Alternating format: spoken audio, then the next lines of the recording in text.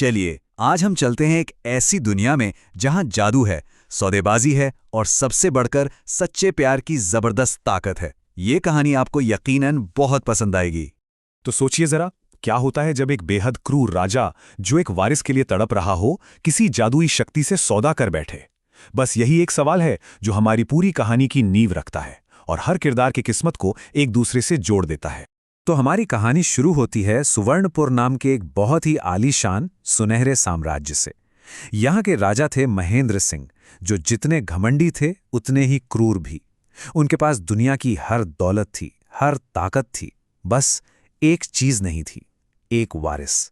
अब देखिए, इतनी धन दौलत और शक्ति होने के बावजूद राजा महेंद्र की तीनों रानियां बेऔलाद थीं, और यही एक कमी उन्हें अंदर ही अंदर खाए जा रही थी। अपने विशाल साम्राज्य का उत्तराधिकारी कौन होगा, यह सोचकर वो बेचैन रहते थे। अपने प्रधानमंत्री की सलाह पर राजा ने एक ऐसा कदम उठाया जो सब कुछ बदलने वाला था। वो चल पड़े एक जादुई जंगल की ओर, नीलकंठ को ढूंढने। अब ये नीलकंठ कोई आम कबूतर नहीं था, बल्कि एक ऐसा पौराणिक जीव था जिसके पास अलौकिक शक्तियां थीं। यहाँ पर आमना सामना होता है राजा महेंद्र के जबरदस्त घमंड और नीलकंठ की जादुई ताकत का। राजा ने बल और धमकी से अपना वारिस मांगा, लेकिन नीलकंठ, वो तो एक शक्तिशाली जादुई जीव था जो बोल भी सकता था और अपना रूप भी बदल सकता था। नीलकंठ ने राजा के सामने एक शर्त रखी। उसने कहा, मैं तुम्हें एक बेटी दे सकता हूं, लेकिन मेरी एक शर्त है। जब वो 20 साल की हो जाएगी तो तुम्हें उसकी शादी मुझसे करनी होगी। अब वारिस के लिए तड़प रहे राजा ने आगे पीछे कुछ नहीं सोचा और फौरन हाँ कर दी। तो राजा एक जादुई नीले पत्थर के साथ महल वापस लौटा, और जैसा नीलकंठ ने कहा था ठीक वैसा ही हुआ।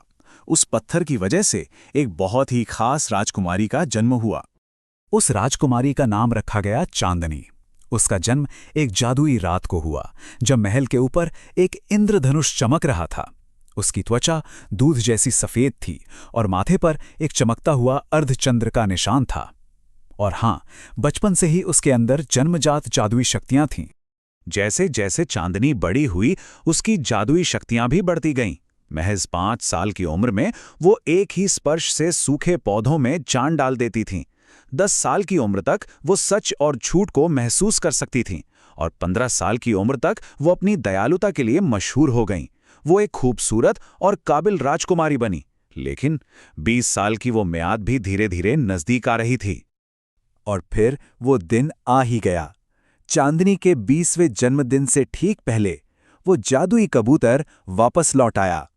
वो अपना वादा पूरा करवाने और चांदनी को उसके जन्म का वो सच बताने आया था जो अब तक उससे छिपाया गया था।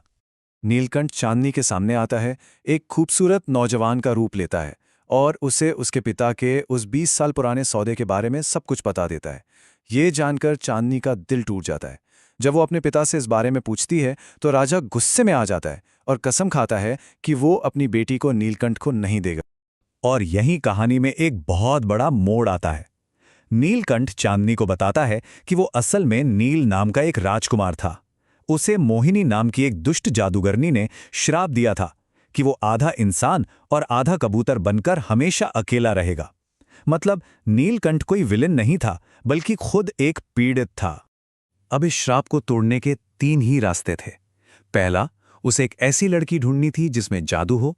दूसरा, उस लड़की को उससे सच्चा प्यार हो जाए। और तीसरा, वो लड़की उसे उसके असली रूप में, उसकी अच्छाई और बुराई दोनों के साथ अपना ले। लेकिन नीलकंठ चांदनी पर कोई जोर जबरदस्ती नहीं करता।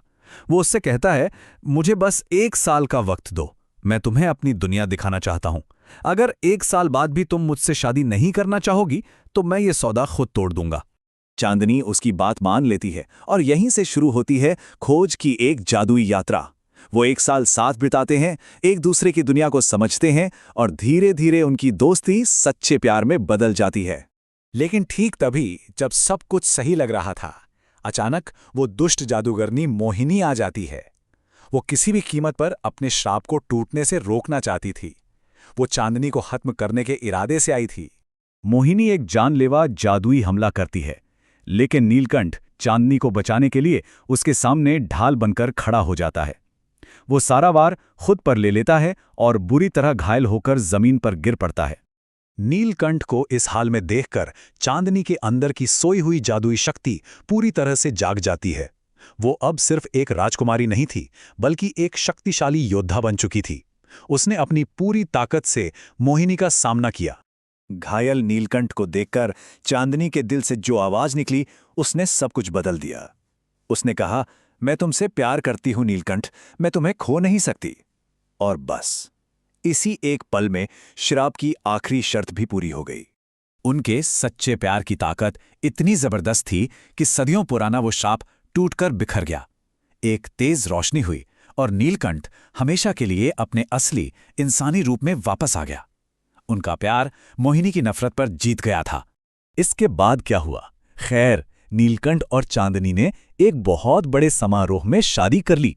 उन्होंने अपना खुद का एक जादुई साम्राज्य बनाया, जिसका नाम रखा चांदनीपुर। वो दोनों बहुत दयालुता से राज करते थे और उनकी कहानी प्यार की जीत की एक मिसाल बन गई। तो सवाल ये उठता है कि क्या मजबूरी और धोखे से शुरू हुआ कोई सौदा कभी सच्ची खुशी दे सकता है? ये कहानी बताती है कि हाँ, दे सकता है, लेकिन सिर्फ तब जब उस सौदे को पसंद, त्याग और सच्चे प्यार की ताकत से बदल दिया जाए।